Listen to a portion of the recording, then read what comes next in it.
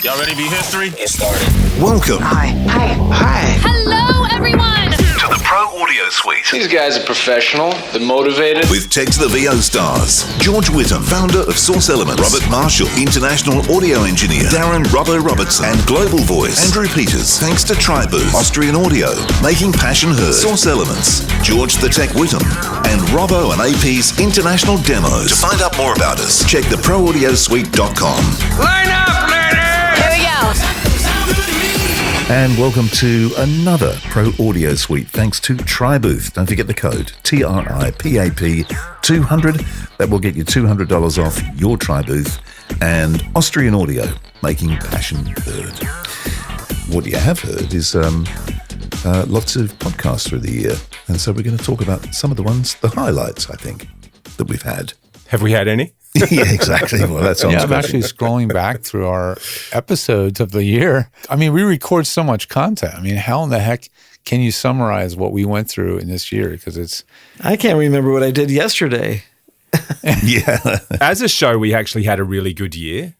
Absolutely. The show's actually done well. We had some good spats, didn't we? I mean, We isn't the did. big thing about the year the passport? Wouldn't that be one of the biggest things of the year? Well, that would be Well, one of the it's biggest things. big Our news biggest, for our us. biggest episode for the year from memory was the episode where we talked about weird direction in sessions. You know, like the weirdest thing you've heard. That was our biggest. That was our biggest downloaded one. Yeah, Really? that's the one that gets reactions for sure, because everyone goes, "Oh, well, I've got one." Yeah, Yeah. Can you make it?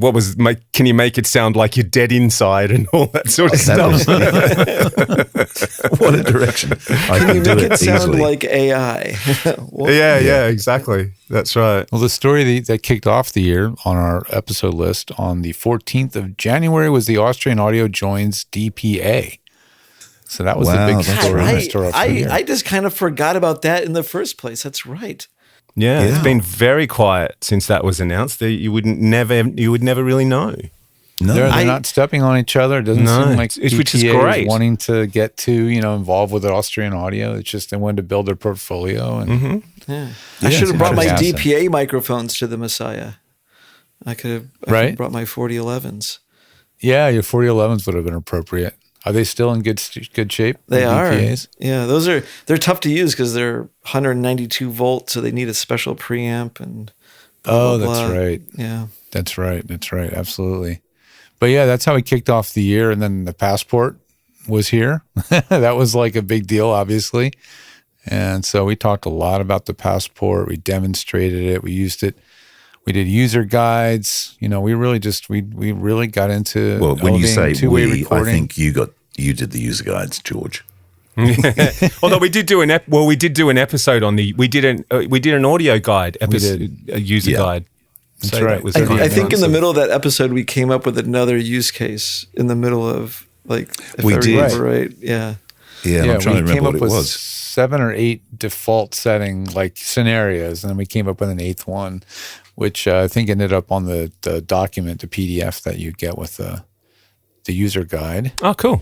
You know the one I send people to a lot though that we did, and I'm reminded just seeing it here in front of me is the ISDN. Not the ISDN bridge. The bridge between Source Connect 3 and 4. Oh, yeah. That I send people to that a lot because a few people on LinkedIn and a couple on Facebook have sort of said, I'm on 3, they're on 4, and it won't connect, so I can't do this session. So you can. Because they ignore all the messages that say these don't work with each other. Yeah, we really did put a lot of messages in there because early on, people were like, "What is going on?" We're like, "All right, now we're gonna shower you with clarity." Yeah, but Yeah, I reckon that's that all would you be can do. easily the one I've shared the most over the year. This year would be that episode. Like the most times I've sort of gone, well, go and have a listen to this because it'll be helpful. Well, it's interesting By a with long that though, shot. because I did a session only recently, or a couple actually, with a studio in Melbourne, and they just used Source Connect 3. But I do know because Robert told me they have Source Connect 4. But I think it's because the majority of people, particularly in Australia Australia still in on Source particular Connect is this. 3. I'm going to use an old one, but Australia is holding on to Source Connect 3 like it's the last piece of wood that fell off the Titanic. Well, see, the thing is down here, I guess, is it's still not widely used. That's the thing, like people are going, oh, I've got Source Connect, but no one's really using it. It's still Zoom sessions and all that it's, sort of stuff. I mean, it is being used, but not. for the direct sessions to clients, they're using Zoom, and then they're just doing a lot of agency self-directed stuff. Agency level sessions are certainly Source Connect, but sort of you drop down those sort of lower tier. Well, I shouldn't say lower tier, but those other levels of recording session, and it's still all Zoom, and it's like it's kind of like self-directed sessions, but they're just client directed, but talent recorded. That's what those are. That's right. Exactly. Yes, exactly. Like we're recording this podcast right now. We're all recording our own files. So yeah, it's like it's one of those things, I think, that it's just sort of more a usage case than a sort of It's interesting though, because case. I did Somerset did it. Well, she's done a few sessions with a studio in New York, and then I did a session with a studio in LA. So I was in here at 7:00 in the morning recording down the line, but it was done through Teams, I think, from memory. Can't remember. And I recorded it at my end and then sent the file. Yeah. So client supervised, talent recorded, send us the files. It's always funny. I always, when we have clients sometimes that will say, we'll do the recording and we'll give you the files because they don't want to pay for the engineer to do the recording session. They think they're going to save like 1 hour. And we always explain to them, like, you're not, because you're going to give us files. You're going to say you're going to take notes. The notes will be unclear.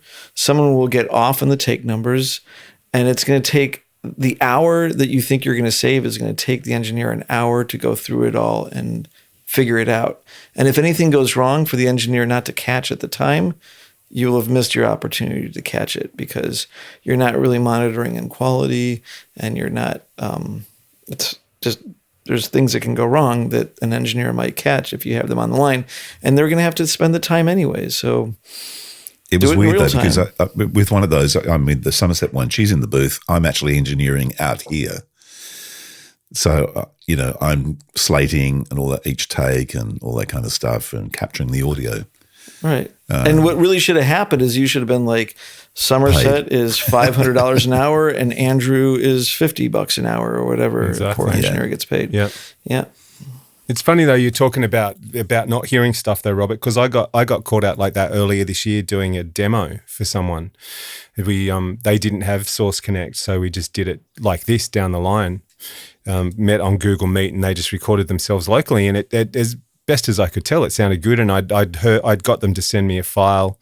But in the meantime, since they'd sent me a file, and by the time we did this session, they decided that they were going to put a de-esser on their mic, and they did it live. They did it straight. It's in between the microphone and the computer, and they'd put it in there, or in between that and whatever they were recording on. So it burned into the file. So yeah, so it sounded okay when I was talking on there, but as soon as the file arrives, it's like, oh, fuck, where's all the S's gone? Right. So it's like, and it's like, especially with platforms like Zoom and Teams, because there's all kinds of noise reduction.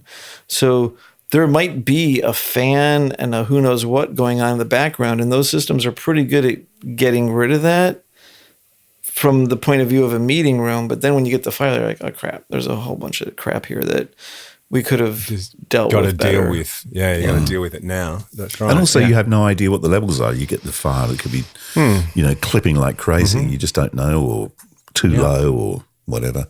Yeah. I did it myself the other night. It was like 11 o'clock at night, and I was recording a video. I started this little series, A Minute on Your Mic, that I'm doing on social media. A minute and it was late. Mic? A minute on your mic, and I wasn't really thinking about it, and I was sort of doing a quick mic comparison, and I was chucking mics up and down, wasn't really thinking about what I was doing, and I couldn't hear it at the time, but I sort of did the mix and all that sort of stuff and played it back, and did my confidence monitor in the headphones, and realized that it would have been the NTG5, because that's probably the loudest out of the ones I compared, was actually sort of slightly distorting sort of thing. And because it was so late, I wasn't real. I was just focused on just get this fucking thing done, because it's got to go out tomorrow. And I played it back and went, oh fuck, now I've got to go back and do that whole bit again. Anyway. Well, that was something we touched on, I'm sure, during the year, as we are talking about things we've talked about during the year. Yeah, we've also gotten to chat with Vanguard Microphones, Derek. I remember. Vanguard. I remember, yeah. And I heard that he's relocated to Pennsylvania, so I reached out to him and I said, hey, mind if we maybe could meet up while I'm visiting? And he said, I think that's on your end. Is Our that me time's or up. Where's that coming from? I think it's coming from Not me. I think that's on Robbo's end. It's What is Tanae that? looking for the Vibrator. remote control. His vibrator. it's Battery's getting low on the vibrator. It's the remote locator tone Yeah. from the I'm TV thinking, remote. what the fuck is that? It's like, would you end that podcast already? One of the kids has left the remote for the Google TV in here, and she's searching for Right. it. Yeah. It's funny. It's amazing she knew how to do that. Most people won't even know how to make that work. Oh mate, she's tech queen. Anyway, yeah. rewinding it. So yeah, he moved to back Pennsylvania, right? By the time you're hearing this, I may be in Pennsylvania, actually, because I'm visiting my family in Westchester, Pennsylvania, which is a suburb of Philadelphia. And Eric isn't that far from there either. And I reached out by email and said, hey, maybe we can get together. Derek, not Eric. And he was like, yeah, that'd be great. When do you think? So maybe in January, since I'll be there for a week after the 1st, we might get to meet up. And I'll go see what he's up to over there. So that'll be fun. He was very, very interesting because he like super nerdy and, Yep. which was, Super nerdy, but still you could, you didn't get too lost in the weeds, I think. sure. No. There's a lot, we learned a lot about mic capsules. I remember about the voicing and how much that really has to do with the sound of things. And also Yeah, the that was basket. really I think he talked about how the basket, dictates Yeah. Right. the sound and whatever. Yeah, interesting. And we also had another milestone this year. I think kind of a milestone. We had a couple of really talented women voice actors who were, movers and shakers in their own right, like Building Doors with Christy Harst. Yeah. Yep. Remember that I was going to one? say, yep, She was that was a good excellent, right? That's a good cause, that one. Yep. guest. And then not long after, we had Sissy Jones and Larissa Gallagher, who are working on their own tool set called They're AI, right? Yeah. for AI. And they're really trying to, It was like ethical AI, right? Isn't that what it is? Ethical AI. Yeah. Yeah. Mm-hmm. I haven't heard anything So- about that since, actually. And the word was that they were going to come to Sydney for the Voiceover conference that's happening next year, I believe. I know they were listed on the, potential guests, so I have no idea. Well, I did use one of the robots to ask what were the big takeaways and the big themes of our year. What do you think was the number one recurring theme of the year? Don't process your audio. No, that would have been maybe last year. It should have been. Top 10. Yeah. No, this I don't year know. it was definitely AI. The industry is changing fast. It's not always in our favor, and AI contracts, platform shifts. 2025 was the year voice actors stopped asking if AI would affect them and started dealing with the consequences. Right. That was a big part of the year. That's a good way to put it. Yeah. And we all talk about AI constantly here. I mean, we're all using it and trying to figure out what it's useful for. And we were just saying how it's cool for doing something like I'm doing now, where I'm summarizing a lot of content quickly and getting some talking points. But when you want it to do real work and give you real accurate information and things you can actually hang your hat on or run a business on, or everything has to be proofed, everything has to be verified, everything has to be double checked. I've blue in the face asked ChatGPT to give me useful information. Look at my website and give me a summary of all the products I sell on my site. Okay, I mean, that's not easy, but it's still something that you could pay a human being an hour to do, $30, $40 to literally make a document, and it would be accurate and you would know it would have everything. Instead, I could spend a half an hour trying to give it prompts to give me something that's useful, that's actually comprehensive and accurate. Ain't going to happen. Not going to happen.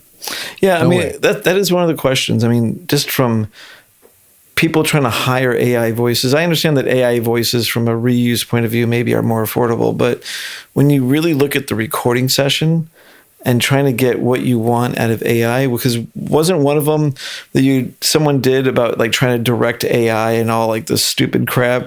Yeah, the stupid crap you'd get out of it. Oh yeah, I mean, he had a guy on recently who claims, he's like, oh, you just don't know what you're doing. He's like a tech nerd, and he's like, you're a bad prompt engineer. Oh, you And just so don't know how to direct a real person. He gave him this massive prompt, with so much direction in it. It was still a disaster. Right. And how was long did still it take you to make that prompt? Right. So how long did you- that could have been 2 words with an actor that can read the room and understand what's going on and get the vibe of the script all at once. It has experience Right. and has a context and has lived a life and all these things, right? But there's other things like with language as well, where I mentioned before a few months ago that someone played me what I thought was a go take for one of the sessions, and they decided to flip and change and got me to do the voice, and it was a female, and I couldn't understand why they didn't stay with what they had because it sounded fine to me. And it was like, there's a couple of words that they were mispronounced, and I'm thinking, well, why don't you just do some pickups? And then it was kind of like I went into the house and I was playing it to my son. He went, "That's an AI." I'm like, holy shit. So it is. And because the AI you had that couldn't- moment too. Yeah, Yes. and the thing was that's why they couldn't get the thing back, because even if they did use the AI, it's still going to make the same mistakes.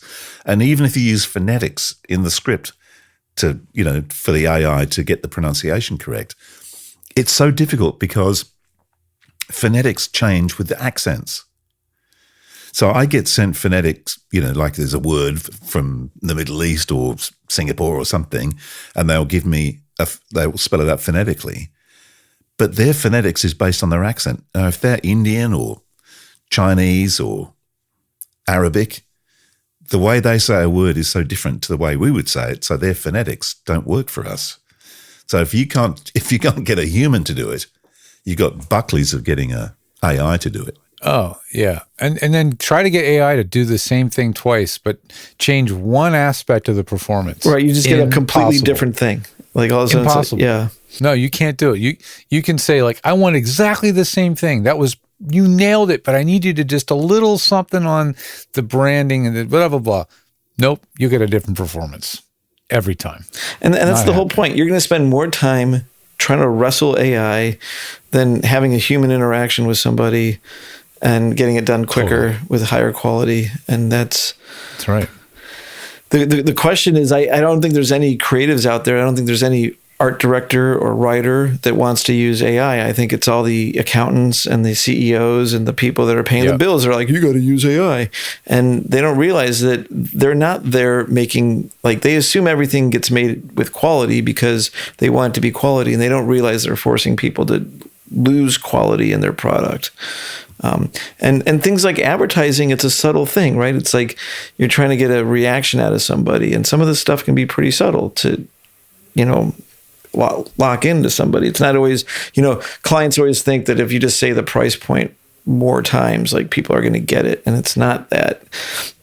It's how it's delivered. It's what catches somebody. And those are all subtle things that I don't Here's think. what you should do. You should make more executives use ChatGPT to write love letters to their partners. Yes, And that's then it. say, how did that turn out? Yeah. Everything that went great? well. How's your sex life? It's funny, talk about direction, though. This is, I know we've talked about taking direction and understanding direction. This is the thing you never want to hear. Well, two things, actually. If it's a tag, you put 2 hours aside because I can guarantee that's how long it's going to take to get the tag down.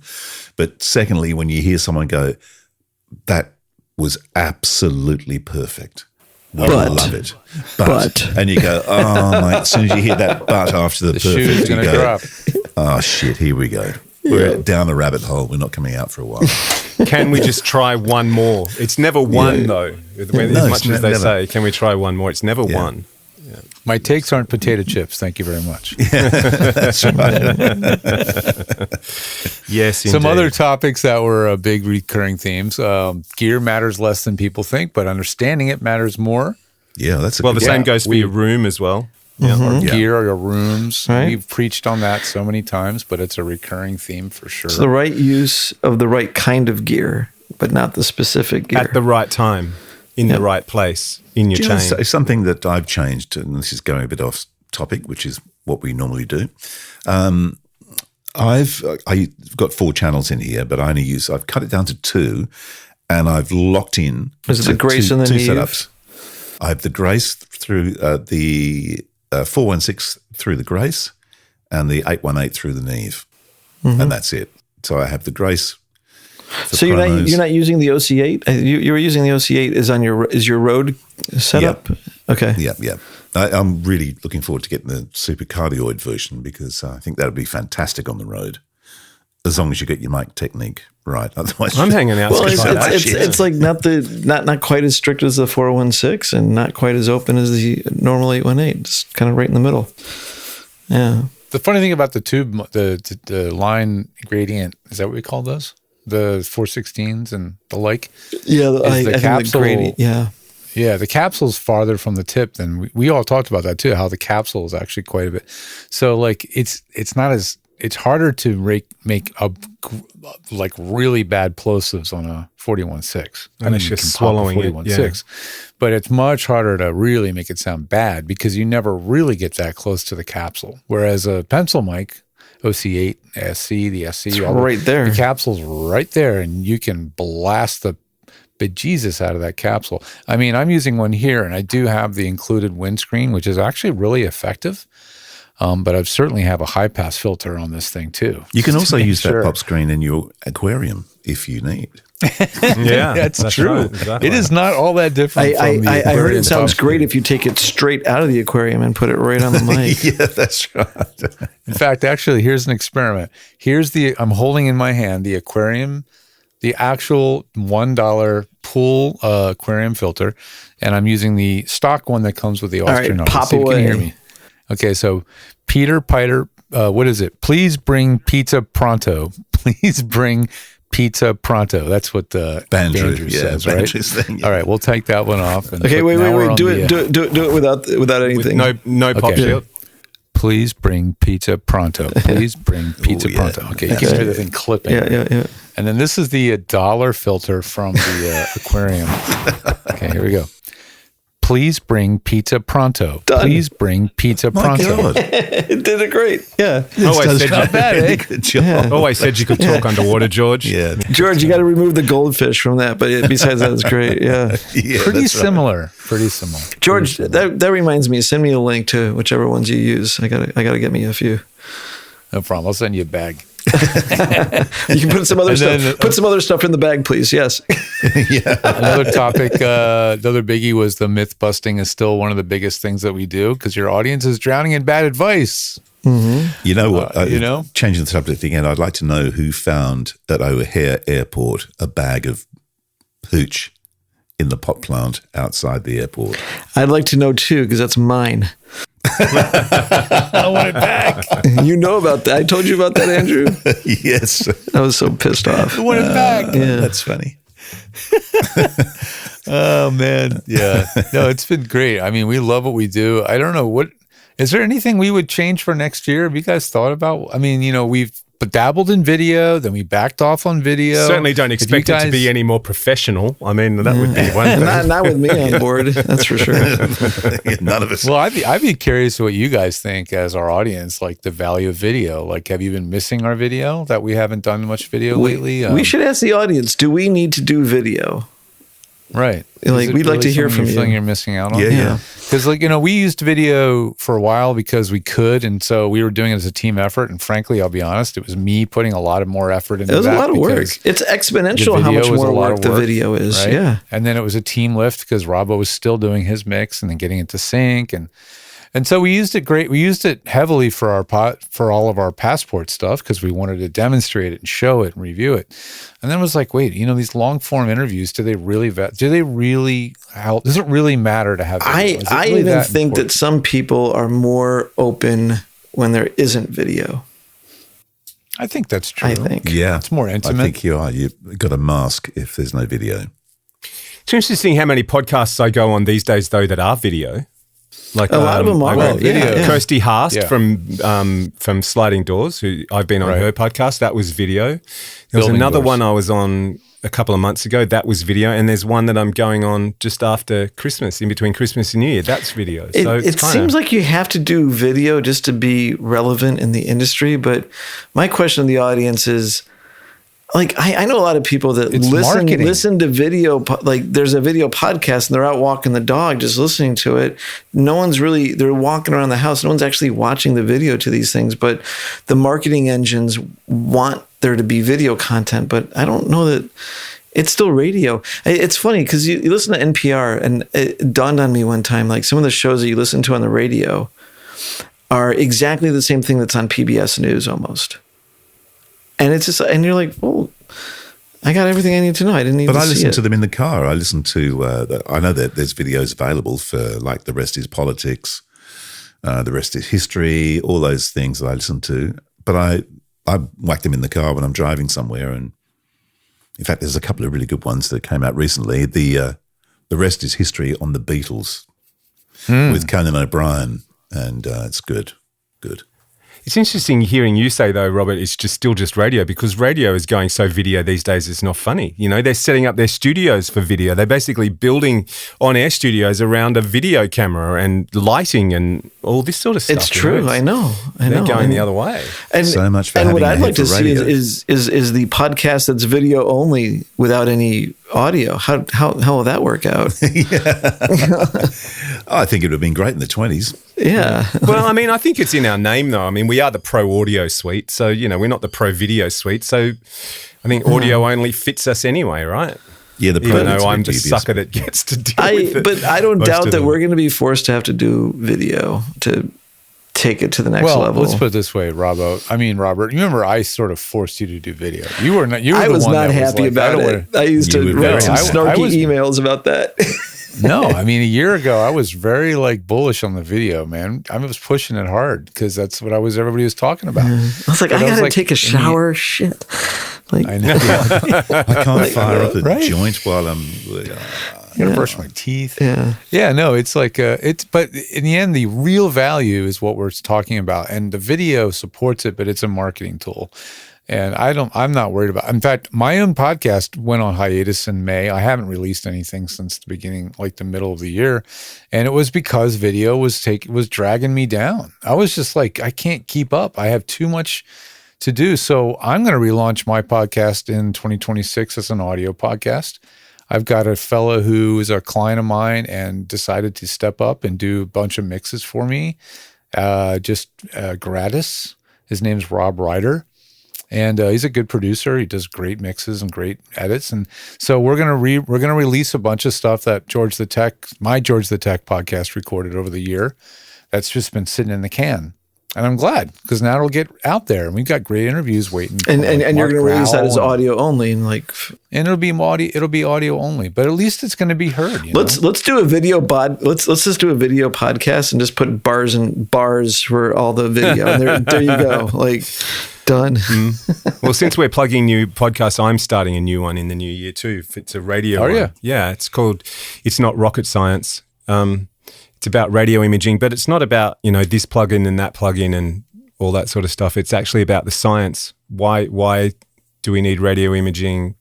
You know, different ways to approach it, and the views of some very impressive people. Duncan Campbell, who's the group program director of the Australian Radio Network here in Australia, and a guy called Phil Dowse, who is an international, he's an international radio consultant who's making big waves in Europe at the moment and stuff like that. So talking to some friends of mine and getting their thoughts on radio imaging and different ways to think about it and how it should be used and where it should be used. So that'll be in the new year's. And it's funny, you know, like it is hard work, but at the same time, I find I come away with it learning a whole bunch of stuff too, which I can then put into my own work. So it does have its rewards. It's a funny thing too, because it's like radio imaging, but it's radio. There's no visual imaging. There you go. It's image, you know, it's like. Well, you're creating a mental image. That's exactly. right. Yeah. Mm-hmm. Yeah. My friend Jody Krangle has a great show called The Power of Sound, you know? Yeah. And ironically, even though she kicked and screamed and dragged her way into video, she's doing video, and she's been doing it for 6 months now. And I only listen to her show in audio format. I don't watch it in video. Right. That's what I was saying. A lot of people listen to these things and they're like, put the phone in the pocket and they listen away. Yeah. And it's costing her a lot of money and time. She's getting great guests though. And I don't know if there's a correlation that the fact she's doing video and pushing video and she's getting more high profile guests. I don't know if there's a relationship. I never asked her, but you and Robbo, you and her could cross promote your shows because you're both doing something that's all about how powerful sound is in communicating emotion and messaging and all that. That's what her show's about. So Cool. It's true. you guys could Give me talk. a name. Let's hook up. I will connect you with Jody Krangle. She's great. She's in Canada. And I got invited in to become a guest host in the same way that you guys brought me in 7 or 8 years ago. I got invited in to be a guest host on the show that's returning Is this the year of the returning podcast? There's a show called VO Meter that my friends from GVAA. Oh, come on, dude! I'm gonna really botch the names right now because I have to bring them up on demand. GV Anonymous. What is it? You've heard of GVAA? I have, right? actually. The Global Voice Acting Network. Yeah, actually, I did. Paul Stefano. He's one of the co-founders and producers of VO Meter, and his compadre that's been doing the show with him for years, Sean Daly from GVAA. The two of them have been running that show for years, and they asked me to come in and pop in and do a guest appearance on a recurring basis. So let's see how that goes in 2026. But well, here you go. Based on that, here's a good way to end this episode. What's the one curveball job that's come your way this year you've just gone, my God? Everyone's doing the NFL broadcast parabolic mic operating. That was a good one. Yeah. That was a curveball. That's a curveball for you, totally. Yeah, that was wild. What about you, It was a Robert? curveball, but it was a curveball that went around the planet because I did it for the first time 24 years ago. So I did it once, never did it again. And now 24 years later, I did it again. There you go. Yeah. Experience speaks. My one would be not necessarily a curveball, but I've been and have for many years been a Formula One fanatic, and then I got to do the TV ads for the Abu Dhabi Grand Prix for the UAE. That is cool. I was pretty happy. That's very cool. Well, that's just that's a neat fit, that one. That's not a curveball, but still nice. Yeah. Robert? I guess kind of similar to George, one of my first gigs out of college was to do a lot of classical recording, and then been busy with life and everything else and other gigs and commercials, and then I got asked to do this recording for the Messiah, and it was super fun. So back to the like the classical recording and simul broadcast, and it's kind of fun to go back to it and pull out my setup that was still running. I love that you could pull out a 20-year-old rig and it just, it's going to work. And purpose built, It's funny, we're just talking about live radio. I'd love to go back to live radio, I don't think I'd want to do it full time, but I just a week back in full-time radio, I reckon there's something about that instantaneous gratitude, like you spend 3 or 4 hours in the studio making a promo and then you get in the car and you drive home and it's on air. You mean doing promos and stuff? Yeah. The thought of actually being on air. I was going to say, like live radio. I've never been get cancelled. I've never been a jock, so that's sort of that doesn't really bother me. But we talk about it quite a bit. I talk about it with old workmates and stuff like that, and even the kids are now they're old enough to understand what the hell I used to do when they back in the 80s. But I saw a photo of you doing it this morning on Tim Simon's Facebook page, you and him at SAFM. Really? What was that photo? It was a photo of you in the production studio at SAFM working on a documentary for... the Split Ends. Split Ends. Split Ends. How cool. Yeah, Andrew, do you miss live radio, or is it just like the stress? You don't miss it? Yeah. I don't miss it because I think it's a dog-eat-dog business. And when you're up, and when you're down, you're fucked. And everyone kicks you on the way down. So. Yeah, but that's the politics. But the actual job itself, that's the big reason I got out of full-time radio was the politics. And it sounds like you're saying the same thing, really. Yeah, it wasn't necessarily politics. I think it's just like my career just went down the toilet really quickly. And you're hot and everyone loves you, and then all of a sudden, all of a sudden you're too old. Yeah. But I got in too. Like I was 20 when I started, which is unusually old back then. And within like 2 years, I was working in a metro station. 3 years. We jumped across the new commercial FM thing had opened, so I was there. Then a year after that, I got my first TV series or TV show. So it was just like and of course the radio station took off. My television career took off. So the 80s was mental for me. And then at 1988, it all started to do a bit of a slide. And by the mid-90s, it was just horrible. And then got to 97 and I'm like, that's it. I've got to get out of this. It's just revolting. So I was gone. And then I jumped and did this. And this is being really good. But I remember seeing a guy called Rick Herbert Australian voiceover guy, actor. That was probably mid to late 90s in Sydney. And he came into the station to do a voiceover. And I remember him walking in, he had his little kid with him, went in, did the job, and then left. And I thought, that's what I want to do. That's for me. That's good. I get to leave. Right. You get paid, and you're only here for 10 minutes. Now you're talking. Well, I'll give you my curveball job for the year because you guys are going to get a kick out of this. I got a friend whose podcast I've been working on here in Australia. She's actually a voiceover as well, a lady called Catherine Beck. And she recommended me to some friends of hers in Canada who were starting up their podcast. And she didn't really mention what the podcast was about, but she went, they're looking for someone, they're not sort of afraid to pay more than they sort of need to on Fiverr or something, but they want someone, who knows their chops because they've never really done this before. They will need to set up their room and all that sort of stuff. They would do it right the first time. So basically I went, sure, okay, all right, I'll give them a hand and sort of make this commitment. And she tells me now, she purposely didn't tell me, but I get online with these two ladies. They're lovely ladies, by the way. And the name of the podcast is called Midlife Rising for anybody whose wife might be interested in listening, and you'll understand why I say wife in a minute, because their podcast is based around the mental and physical effects of menopause. Oh yeah, fun. I've spent the last 3 or 4 weeks putting together about 15 odd episodes for them to get started with on and listening to, getting the night sweats. And mate, I've learned so much. You've learned a lot, haven't you? I have a whole bunch of sympathy for my 40-year-old. Robbo, you will have to go through it too, so don't worry, Robbo. Menopause, you reckon? Yeah. As someone, I'm currently going through menopause as we speak. Yes, because as you guys know, that's right. Yeah, but, you cranky old bugger. Yeah, this year was a bit of a strange one for me because big year for you, I ended up getting prostate cancer. So, where are you? And part of the treatment, apart from radiation and stuff, was hormone treatment, which I'll be on for quite a while. I think I've got another year to go with this stuff. But basically, the symptoms are you go through menopause. So was your Meg wife laughing myself, at you the whole she's time? going through it as well. So we're the kids going through it together. Oh, God. Yeah, you guys are both as mad as one another. Yeah. Do you get hot flashes? Yeah. It's bizarre. You just sort of sit there and going, oh shit, I'm boiling.